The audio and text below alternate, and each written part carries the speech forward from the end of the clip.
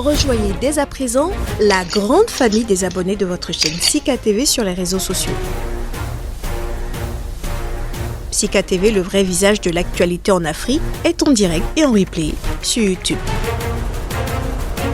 Abonnez-vous et cliquez sur la cloche de notification pour ne rien rater. Nous sommes également présents sur Facebook et sur Twitter.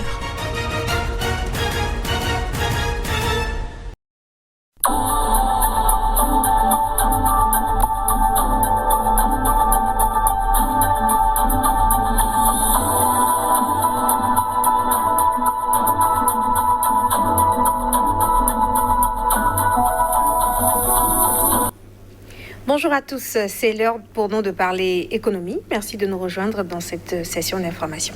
Au Burkina Faso, la dette publique a franchi les 5 000 milliards à mars 2021, propulsant le taux d'endettement à un nouveau seuil.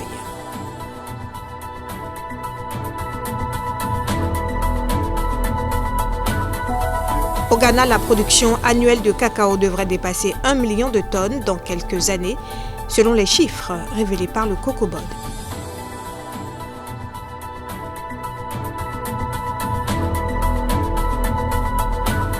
Plus d'un actif sur 3 est désormais sans emploi en Afrique du Sud selon les chiffres officiels publiés mardi.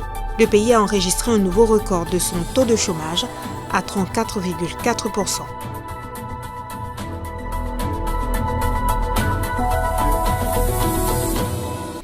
Nous prenons la direction du Burkina Faso. L'encours de la dette publique, ou le montant total des emprunts de l'État, s'est soldé à plus de 5 200 milliards de francs CFA au premier trimestre 2021, contre 4 253 milliards à la même période en 2020. Reportage. Comparé à fin 2020, la dette publique du Burkina Faso a augmenté de 9,111% contre 23,25% fin mars de l'année dernière. Cette échappée constituée de 48,9% de dette extérieure et 51,1% de dette intérieure se traduirait par une hausse des emprunts du Burkina Faso sur les marchés monétaires et financiers internationaux. Objectif, relancer et renforcer ses ressources dans un contexte d'impact de la pandémie de Covid-19 et de menaces terroristes auxquelles fait face le pays ces dernières années. Avec une dette projetée à 43% du PIB en 2020 et 43,3% en 2021, le risque de surendettement du pays reste modéré. Le Burkina Faso a signé l'accord pour bénéficier de l'initiative sur la suspension des intérêts de la dette en décembre 2020. Suite à l'atteinte du point d'achèvement en juin 2002 de l'initiative Pays pauvres très endettés, il a bénéficié d'un important allègement de dette, notamment de la part des créanciers multilatéraux et de ceux du Club de Paris.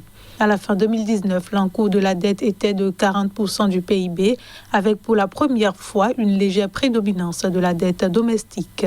Selon la Banque mondiale, le PIB réel du Burkina Faso s'est contracté de 0,2% en 2020, alors qu'il avait augmenté de 5,7% en 2019, en raison principalement du ralentissement de l'activité dans le commerce, les transports, le tourisme et l'hôtellerie, qui résultent en grande partie des mesures prises pour contenir la propagation de la Covid-19.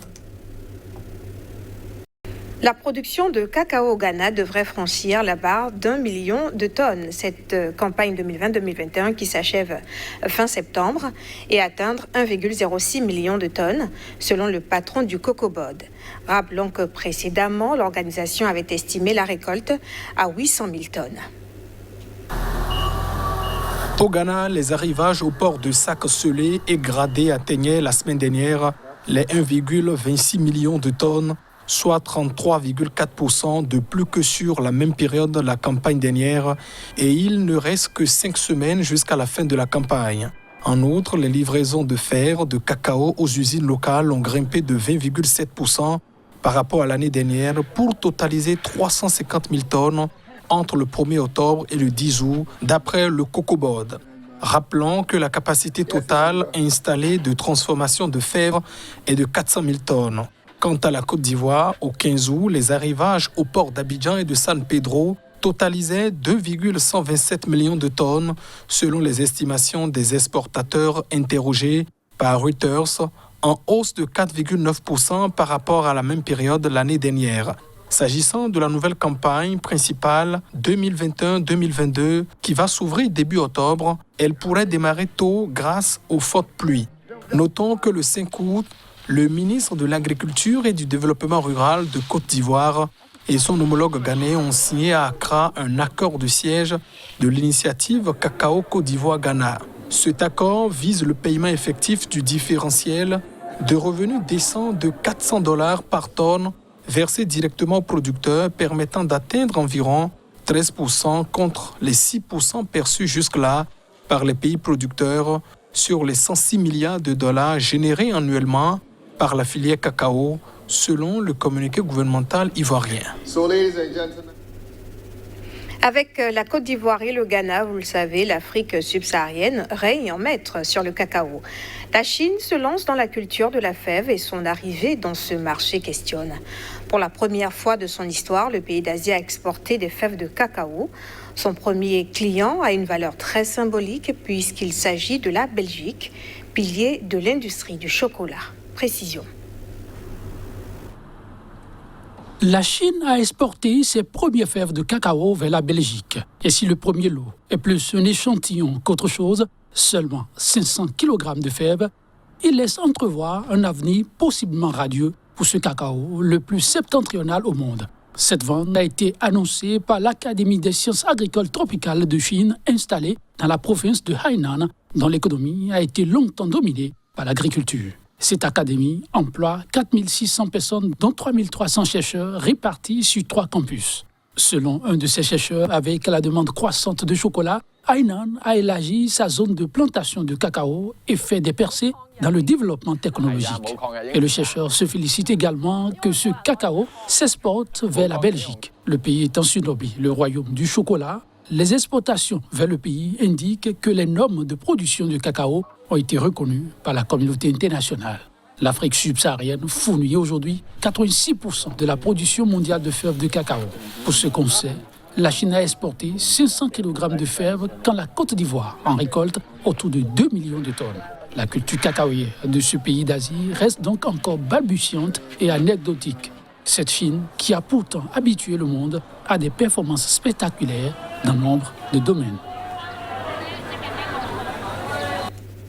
La République démocratique du Congo veut tirer profit des partenariats commerciaux internationaux qu'elle a conclus afin de diversifier son économie en exportant ses produits agricoles et agroalimentaires vers des marchés africains, chinois, européens et américains.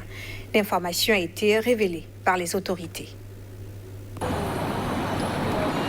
La République démocratique du Congo importe plus qu'elle n'exporte vers les marchés de ses partenaires africains, européens, chinois et américains qui inondent à des degrés divers le marché congolais en produits manufacturés 70% et en produits vivriers de grande consommation pour 25%, selon le ministre congolais du Commerce extérieur. Plus de 1,5 milliard de dollars américains sont dépensés dans les importations des produits alimentaires et le pays importe annuellement pour près de 500 millions de dollars de produits pharmaceutiques, a-t-il déploré dans une adresse au personnel de son ministère. Pour inverser la tendance et augmenter la part des exportations des produits agricoles comme le café, le cacao, le maïs, le manioc, le gouvernement congolais a décidé de renforcer les connexions aux circuits commerciaux régionaux et internationaux.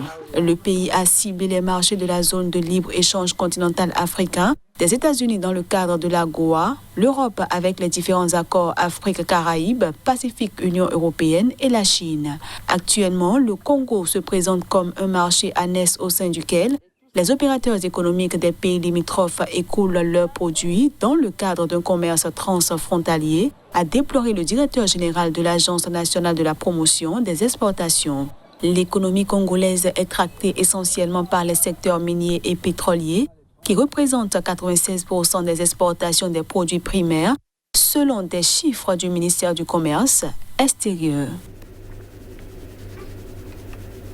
L'Afrique du Sud a enregistré un nouveau record de son taux de chômage à 34,4% entre avril et juin, ce qui signifie que plus d'un actif sur 3 est désormais sans emploi, selon les chiffres officiels publiés mardi. La première puissance industrielle d'Afrique dont l'économie a été durement frappée par la pandémie de Covid-19 compte aujourd'hui 7,8 millions de chômeurs sur une population de 59 millions. Selon l'Agence sud-africaine des statistiques, le chômage a augmenté de 1,8 points, passant de 32,6% au premier trimestre 2021 à 34,4% au deuxième trimestre. Les destructions d'emplois ont surtout été enregistrées dans les secteurs de la finance, des services et de l'industrie. Alors que les femmes sont généralement plus affectées que les hommes par le chômage, 36,8% étant sans emploi contre 32,4% des hommes, les femmes noires sont particulièrement concernées. Au deuxième trimestre, 41% d'entre elles étaient sans emploi contre 8,2% pour les femmes blanches. Le taux officiel du chômage ne tient compte que du nombre de personnes cherchant activement du travail. Si l'on intègre le nombre de personnes sans emploi mais ayant cessé de chercher du travail, le taux élargi passe à 44,4% de la population active. L'Afrique du Sud était déjà en récession lorsque l'épidémie de coronavirus a frappé en mars 2020. Les mesures de confinement pour tenter de l'endiguer ont encore aggravé la situation économique. L'économie s'est contractée de 7% en 2020 et le taux de chômage dépasse les 20% depuis au moins 2 décennies. Il faut dire que l'Afrique du Sud est officiellement le pays du continent le plus touché par le coronavirus, avec près de 2,7 millions de cas et plus de 119 500 décès. Et puis le ministère sud-africain de la Justice a annoncé le 23 août que l'Afrique du Sud va extrader l'ancien ministre mozambicain des Finances, Manuel Chang, vers son pays où l'attend un procès pénal portant sur le scandale des dettes cachées de 2 milliards de dollars ayant ébranlé le Mozambique durant le mandat du président Armando Guebuza. Il s'agit en effet d'une affaire qui concerne la négociation d'un prêt visant à financer un projet de pêche au thon. Elle a été révélée en 2016, poussant les bailleurs de fonds à suspendre leur aide, ce qui a fait basculer l'économie mozambicaine dans une crise. Inculpé pour son implication, l'ex-ministre Manuel Chang est détenu depuis 2018 en Afrique du Sud. Et ce sera tout pour ce journal. Merci pour votre fidélité à Sika TV. Restez avec nous.